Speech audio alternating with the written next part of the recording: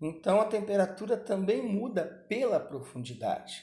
Então, quanto mais próximo da superfície, as temperaturas são mais altas. Quanto mais profundo, as temperaturas são mais baixas.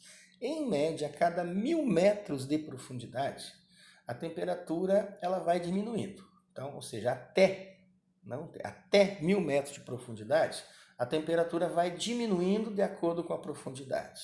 A partir dos 2.000 metros, a partir dos 1.000 metros de profundidade, ela estabiliza em torno de aproximadamente 2 a 4 graus de temperatura. Isto em profundidade, certo?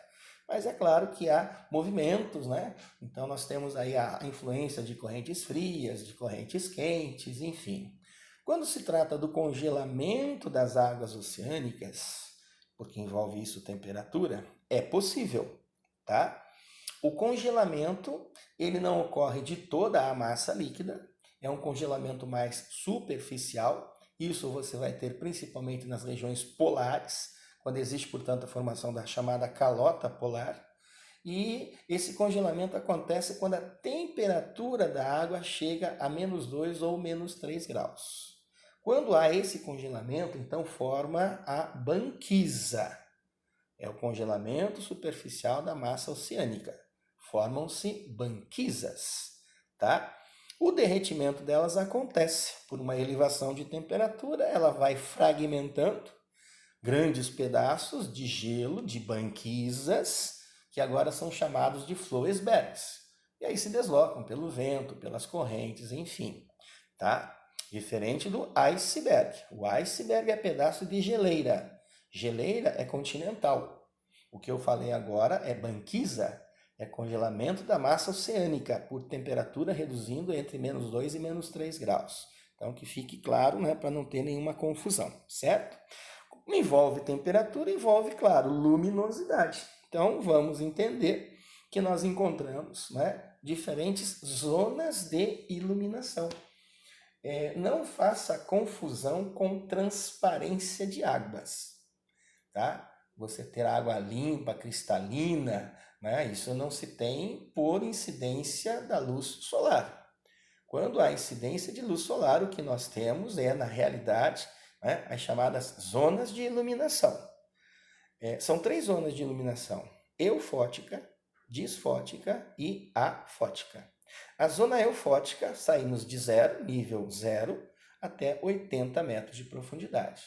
É uma zona de grande intensidade de luz. Grande intensidade de luz. Muita riqueza entre fauna e flora marinha.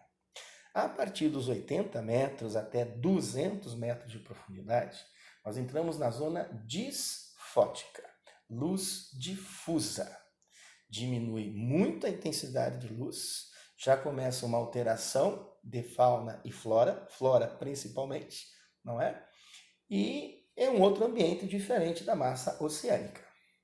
A partir dos 200 metros de profundidade, nós entramos na zona afótica, sem luz, escuridão total, breu, você não enxerga nem a ponta do seu nariz, tá? Então são estas as zonas de iluminação das águas oceânicas. Aqui você vê uma imagem, não é, de uma zona eufótica, de grande incidência de luz, tá? Então é onde nós vamos encontrar, inclusive, a maior concentração, né, de vida, a riqueza em fauna e flora.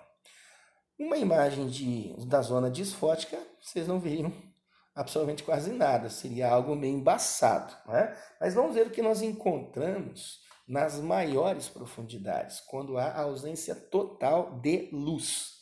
É o que você vê aqui, tá? O que vocês observam são algumas espécies, né, de seres que habitam as maiores profundidades, a escuridão total das águas oceânicas, né? São verdadeiros monstrinhos, mas que fazem a diferença, claro, porque nós estamos falando de um ambiente aquático, né? Além de você ter aqui a falta da luminosidade, a ausência da luz, nós temos uma pressão descomunal, né? Porque quando se trata da pressão, do peso, nós sabemos que tem pressão atmosférica.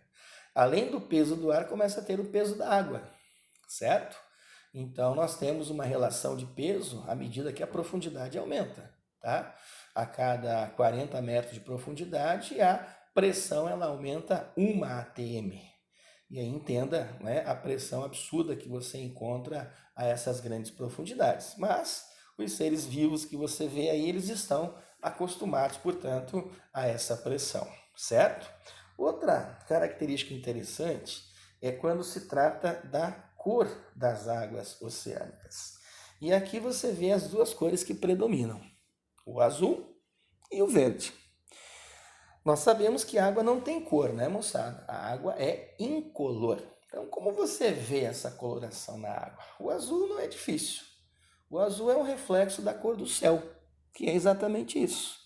Nós temos o azul predominando quando você tem águas mais profundas, né, águas mais livres de sedimentos, com uma quantidade menor de sedimentos. Então, isso faz com que haja um reflexo maior da cor do céu. E aí o azul predomina, tá? A cor verde, ela é mais comum próxima à costa, onde você tem águas mais rasas, e normal, onde você vai ter a presença de muita vegetação, né? Algas. E predomina a cor verde, a clorofila. E há uma quantidade maior de sedimentos, né? O que dá essa coloração aí meio esverdeada. Fora essas duas cores, outras cores que surjam, elas devem estar relacionadas a alguma situação que justifique. Pode ser uma poluição, pode ser uma contaminação. Né? Um exemplo, lá na região do mar Mediterrâneo existe a chamada maré vermelha. As águas atingem uma coloração vermelha, tipo vermelho meio sangue. Mas isso por quê? Porque há uma proliferação, tá, de microalgas chamadas pirrófitas. Elas são muito pequenininhas e elas proliferam de tal forma que elas vão formando aquelas manchas avermelhadas, tá? Então, é a justificativa. O Mar Vermelho, ele não é vermelho como o sangue, né? Separa a África da Ásia, mas o Mar Vermelho está numa região em que há muita rocha e solo onde predomina, tá, os óxidos de ferro. E o óxido de ferro tem uma coloração meio de ferrugem, não é? E a água assimila um pouco essa coloração. Então, dá uma cor, né, do tipo meio ferrugem lá para o Mar Vermelho. Mas é o que eu disse, a água é incolor. Nós estamos acostumados com essas duas cores, o azul e o verde. Fora disso, qualquer outra coloração, como eu já disse, tem que ter uma certa justificativa, né? Algo que esteja justificando essa cor diferente, certo? O que nós temos também em relação a movimentos das águas oceânicas, né? Então, vamos aí às ondas. Esse é o movimento mais comum, vocês sabem, tá? Esse é um movimento provocado principalmente pela influência do vento. Então, são movimentos mais superficiais. Você tem diferença de ondas entre mar aberto, mar fechado, não é? A intensidade também muda, ondas maiores, ondas menores. Onde há deslocamento de massa líquida, onde não há deslocamento de massa líquida, onde existe uma influência, né, de ações internas, como tectonismo, vulcanismo ou até mesmo abalo sísmico, e que vão provocar essa agitação aí das águas oceânicas. Mas, tratando-se de ondas, nós temos aqui 3 tipos de ondas. A primeira que você vê, identificada como marulho, o marulho é quando você tem uma leve ondulação superficial das águas. Essa leve ondulação, tá? A água parece que fica um pouco crespinha, tá? Essa leve ondulação é provocada principalmente por influência das brisas. São aqueles ventos mais, né, mais leves, com menor velocidade, né, que começam a agitar um pouquinho, causando essa leve ondulação superficial. Tá? Do lado você vê até uma embarcação que está inclinada. Essas ondas são chamadas de ondas oscilatórias. Elas estão em áreas de profundidade maior, onde há uma intensidade maior do vento, o que causa essa agitação mais intensa, esse movimento mais ondulatório intenso, ao ponto até de ficar jogando a embarcação de um lado para o outro. Por quê? Porque é um movimento, né? De sobe, de desce, sobe, desce e assim por diante. Já a onda superior, chamada de transladativa, essa é aquela que você vê na orla marítima. Ali nós temos realmente um deslocamento de massa líquida, tá? Esse deslocamento de massa líquida segue esse esqueminha aqui, tá? Você tem, na realidade, um giro, tá? Você vai observar nesse esqueminha, a parte côncava da onda, nós vamos chamar de cavado. E a parte convexa da onda, a gente chama de crista, a crista da onda. Então, através, entre a crista e o cavado, você tem a altura da onda. E entre as duas cristas, você vai ter o comprimento de onda, certo? Ou seja, essa é a dinâmica. Então, existe o quê? Existe um deslocamento de massa líquida, tá? Que é projetada em direção à orla, aquela chamada zona de arrebentação. Então, o movimento ele é circular porque, à medida que a massa líquida se desloca, você vê que a profundidade vai diminuindo, como está aqui no esqueminha, até o momento em que o cavado toca no fundo. Quando o cavado toca no fundo, a massa líquida se desequilibra. E aí, uma crista vai ser projetada por sobre a outra. Esse é o famoso tubo, que o surfista conhece, que é um grande desafio para ele, não é? E o surfista ele desce pelo cavado da onda, no momento em que uma crista começa a se projetar por sobre a outra, e aí ela vai fazer o quê? O giro. Quem já levou caldão sabe muito bem, a onda embola você. Então essa é a chamada onda transladativa, tá? E é, com certeza, a partir daí o impacto, que ela gera e causa na orla marítima principalmente, tá? Aí nós temos as correntes marítimas. As correntes são verdadeiros fluxos de águas que circulam na massa oceânica, apresentando temperatura diferente, densidade diferente, tá? Coloração muitas vezes diferente, salinidade diferente, e elas se deslocam, Como eu disse, são fluxos de águas que já obedecem um sistema de circulação dessas correntes envolvidas esse sistema influenciado, na realidade, pelo movimento de rotação da Terra. Tanto que todas as correntes elas apresentam movimentos circulatórios. Todas elas apresentam movimentos circulatórios. No hemisfério norte, elas circulam no sentido horário e no hemisfério sul, elas circulam no sentido anti-horário, certo? Então, normal essa circulação. E as correntes marítimas, elas podem ser quentes, quando elas têm origem nas baixas latitudes, ou elas podem ser frias, quando elas têm origem nas altas latitudes. E como eu já disse, há um sistema de circulação dessas correntes. Ela já obedece a um sistema de circulação no mundo e nos dois hemisférios da Terra. Dentro do que eu expliquei, tá? Lembra da força de Coriolis? Isso está relacionado ao movimento de rotação da Terra, o giro que a Terra executa esse movimento de oeste para leste. Portanto, se define que no hemisfério norte as correntes circulam, como eu disse, no sentido horário. No hemisfério sul, no sentido anti-horário.